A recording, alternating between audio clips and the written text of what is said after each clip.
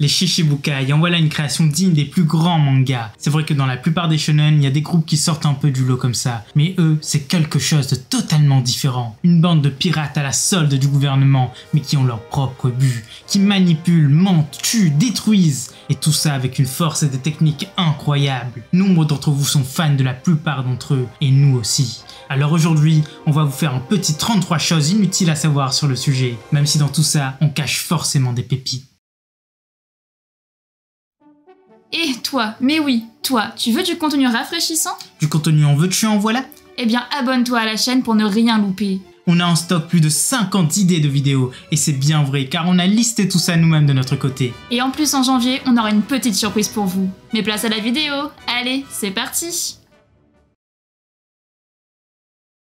Pour commencer, voici la toute première info. Le groupe entier est évoqué au tout début de l'œuvre. On est juste après le moment légendaire où Mihawk vient de découper Zoro, et l'équipage se dirige vers Kokoyashi juste après avoir battu Don Krieg. C'est Yosaku qui en parle. Il déclare que ce sont des puissants pirates à la solde du gouvernement. D'ailleurs, à l'époque, on voit leur ombre, et ils ne ressemblent absolument pas à ce qu'ils ressemblent aujourd'hui. Petite précision, il insiste beaucoup sur l'histoire de Jinbei, alors que ce Shichibukai ce sera le tout dernier de la première génération à apparaître. 2 des Shichibukai ont été dessinés par Oda lors de l'entrée des Mugiwara sur Grand Line. Il les a fait de dos car c'était une demande de l'éditeur. Il a aussi annoncé que ce seraient de grands ennemis de Luffy sur la route de tous les périls. Mais finalement ça a changé entre temps. La première c'était Hancock et le dernier il ressemble pas mal à Webble. On ne connaît pas la date exacte de création de ce groupe, mais il est censé l'avoir été pour une seule chose, contrer les empereurs. Alors forcément ils ont dû naître en même temps. Il y a une seule personne qui est connue pour avoir refusé le titre de Shichibukai, c'est Ace. Et oui, au début de sa carrière, il a fait grand bruit, mais il ne s'attaquait pas au gouvernement. Enfin, pas directement, pas comme Luffy. Ils ont voulu avoir sa grande puissance de leur côté. C'est dit dans le flashback d'Ace et dans son roman également, les 2 fois par Barbe Blanche.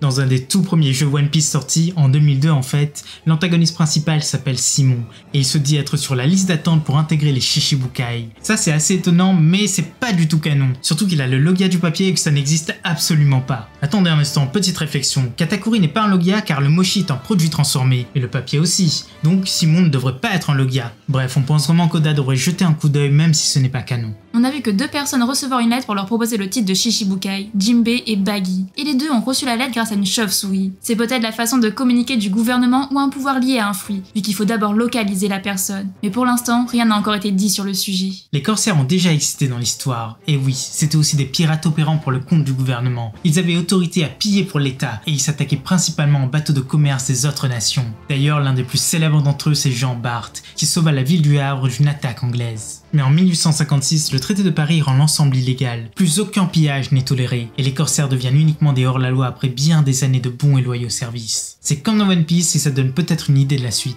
Ils ont beau être forts, il n'y en a que 2 connus qui maîtrisent le haki des rois, Hancock et Doffy. Jinbei ne l'a pas, c'est sûr. Il a trop vécu, il aurait éveillé depuis bien longtemps sinon. Teach n'est plus Shichibukai, mais il l'a sûrement. Enfin bon, de toute façon ce n'est pas confirmé. Pour Mihawk, c'est un mystère. Baggy lui, il va tous nous avoir grâce au sien. Et Webble aussi, c'est un mystère. Basil Hawkins aurait lui aussi dû être un Shichibukai, mais Oda a fini par changer d'avis. Nous personnellement on trouve que ça aurait super bien passé, en fait comme pour tous les supernovas. Oda a donné leur ressemblance animale. Baggy serait un panda, Law un léopard des neiges. Franchement c'est trop la classe. Hancock le serpent, Kuma l'ours, Moria le gecko, étonnant n'est-ce pas? Doffy le flamingo, Crocodile le crocodile, surtout le banana croco. Mihawk est un faucon, Webble le charançon, c'est la traduction de son nom. Jinbei, c'est le requin-baleine, d'ailleurs c'est un peu ce qu'il est quand même. Et enfin, le meilleur pour la fin, Teach, il est un hippopotame. Il n'y a qu'un seul Shichibukai connu qui n'était pas là pendant la guerre au sommet, c'est Webble, forcément. Tous les autres y étaient soit avec leur titre officiel ou en tant qu'ennemis. D'ailleurs, ils se sont beaucoup battus entre eux sur place. Doflamingo a affronté Crocodile, Crocodile a affronté Mihawk, Kuma s'est battu avec tout le monde, Moria s'est fait battre par tout le monde. Et enfin, Baggy, le meilleur d'entre tous, eh bien il a affronté tous les amiraux à lui tout seul. Oda a déclaré que la série a pris une expansion à cause des Shichibukai. A l'origine, il ne devait y avoir uniquement que les Yonko en tant qu'antagonistes, mais Oda a trouvé les Shichibukai trop cool et il les a donc rajoutés. Franchement, il a bien fait, n'est-ce pas? Oda a dessiné l'ensemble des Shichibukai dans leur enfance, et ça donne ça. C'était d'ailleurs avant la plupart des flashbacks. En tout cas, on en a eu 3 pour le moment, on est d'accord. Law, lui, il a été dessiné avec les autres de la pire génération. Mihawk, eh bien, il était déjà un épéiste. Kuma avait l'air très modeste, mais il n'avait pas de bible à l'époque. Crocodile avait l'air d'être très aisé, et Teach, il était bien triste. Mais non, c'est pourquoi, c'est parce qu'il ne pouvait pas dormir. Celui qui a la plus grande prime connue des Shichibukai, c'est Webble, avec ses 480 millions de berries. Mais bon, il ne faut pas oublier que pour l'instant, on ne connaît pas encore celle de Mihawk. En fait, on ne sait absolument rien sur lui. Il n'y a que 2 personnages qui ont quitté d'eux-mêmes ce rang, Jinbei à Marineford et Barbe Noire au même endroit. Doffy lui il a fait semblant, mais il a quand même fini par le perdre avec ses exactions. Quoi, on a déjà dépassé la moitié de la vidéo? Eh bien on a un petit message pour toi Nakama. N'hésite pas à nous laisser un petit pouce bleu et à partager la vidéo, ça nous fait toujours plaisir et puis c'est comme ça que YouTube marche, il n'y a pas de secret. Et si t'aimes le contenu et que tu veux en voir plus, n'hésite vraiment pas. Et si t'es pas abonné, eh bien c'est l'occasion. Mais bon, allez continuons la vidéo. Ils ont presque tous un fouet du démon sauf Jinbei et Webble, même si pour ce dernier personne ne peut en être certain. Mais franchement pour Jinbei, c'est tout comme, il est super fort et il maîtrise l'eau à la perfection. Lorsque Crocodile s'est évadé, sa prime a instantanément grimpé pour atteindre les 162 millions de berries. Ça a été très vite justifié car il était le patron du Baroque Work, et comme le gouvernement ne le savait pas avant, cette augmentation a été instantanée. Mais étonnamment, ils n'ont pas compté les événements de Marineford, ça a été précisé. Donc peut-être qu'il a une prime encore plus élevée aujourd'hui. Moria est le Shichibukai le plus étonnant. Déjà, c'est le plus vieux, 50 ans. Le plus grand, 6,92 m.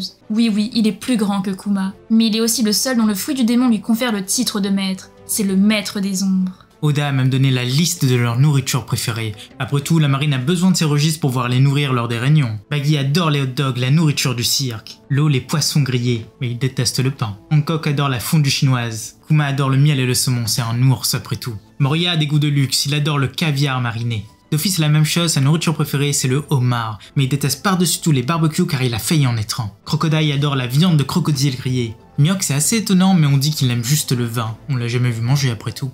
Webble aussi a des goûts de luxe, il adore les onigiri au caviar. Jinbei adore le bonito tataki. Et enfin, Teach adore la tarte aux cerises, comme lors de sa première apparition. Dans l'OAV spécial 3D2Y qui n'a pas été écrit par Oda, l'antagoniste principal, Burndy World, lorsque ce titre a été créé il y a 30 ans de cela. Bon, on ne peut pas le croire sur parole, mais par contre, le design de ce personnage a totalement été créé par Oda, qui le rend très intéressant quand même.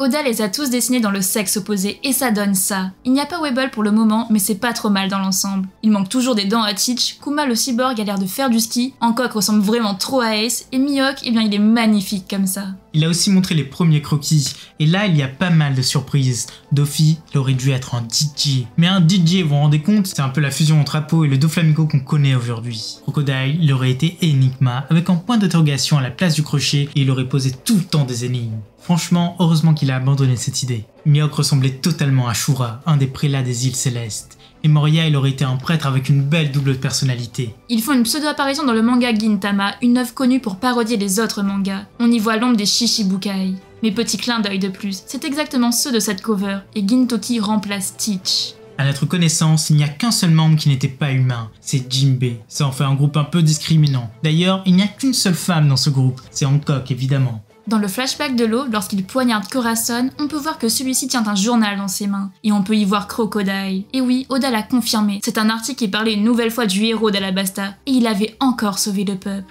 Malgré le fait qu'ils ont été embauchés pour contenir les Yonko, presque tous ont un lien avec ces monstres. Baggy et Mihawk avec Shanks, Crocodile, Webble et Jinbei avec Barbe Blanche, Moria et Doffy avec Kaido, il y a juste Law, Hancock, Kuma qui n'ont pas de lien avec cela. Mais pour le moment, tous les affrontements qui ont eu lieu ont conclu à la défaite de ces ambitieux. Sauf pour le combat Mihawk-Shanks évidemment. Ils ont quasiment tous des pouvoirs qui se contre. Baggy et Mihawk, Jinbei et Moria, dont les ombres s'en vont au contact de l'eau, Hancock et Kuma, le cyborg ne peut pas être attiré, même si les coups de pied peuvent le changer en pierre. L'eau et Baggy, encore une fois, eh bien oui, il peut déjà se séparer. Et c'est la même chose pour Baggy et Doffy. D'ailleurs, il est dit que le clown aux 1000 pièces pourrait s'échapper très facilement de la Birdcage. Comme vous le savez, l'ordre des Shichibukai n'existe plus aujourd'hui, mais il a pu être aboli pour 3 raisons. La première, c'est que Doffy est tombé. En prison, il peut en savoir autant qu'il veut, il ne peut le dire à personne, surtout au niveau 6. Deuxièmement, Vegapunk a créé une arme surpuissante. Elle est capable d'écraser les grands pirates. Selon Fujitora, ils sont largement plus forts que les pacifistas. Et enfin, le roi d'Alabasta et le roi de Dressrosa l'ont demandé lors de la rêverie. Sans ça, ils seraient sans doute toujours en place. De tous les corsaires connus, Webble est le seul qui n'a encore jamais rencontré Luffy. Dans le One Piece Magazine numéro 11, Oda dessine Hancock avec le Goro Goro no Mi. Ça rend super bien, non? Mais on le voit très bien, Luffy lui résisterait toujours, même un peu plus qu'avant. 4 des grands corsaires se sont déjà retrouvés en prison actuellement. Jinbei, Baggy, Crocodile et Doffy. Mais si on compte le sort d'Hancock durant ses 4 ans chez les Dragons Célestes, ça en fait 5. Teach est le seul connu à avoir intégré ce rang sans aucune prime. Il s'est fait connaître grâce à la capture d'Ace, et comme les primes sont gelées dès l'intégration, il est longtemps resté à 0. Et enfin, le sort de la plupart d'entre eux sont inconnus aujourd'hui. La marine a été envoyée pour les arrêter, pour les enfermer ou les tuer. La seule chose qu'on peut dire, c'est que Webble est dans un sale état, vu que Marco ne voulait pas aller à Wano et prendre le risque que ce soi-disant fils de Barbe Blanche débarque sur place. Alors qui sait, il est peut-être enfermé. Et pour Hancock, elle ne veut pas bouger de sa position. Mais si elle se fait attraper, son tatouage sera dévoilé et on ne donne pas cher de sa peau. Voilà, c'est déjà la fin de cette vidéo. Personnellement, on adore ce format et on pourra en faire sur énormément de sujets. Dis-nous en commentaire si ça t'a plu et nous on en fera plein. C'était Silver et Copper pour Aftalil. À bientôt les accros de One Piece.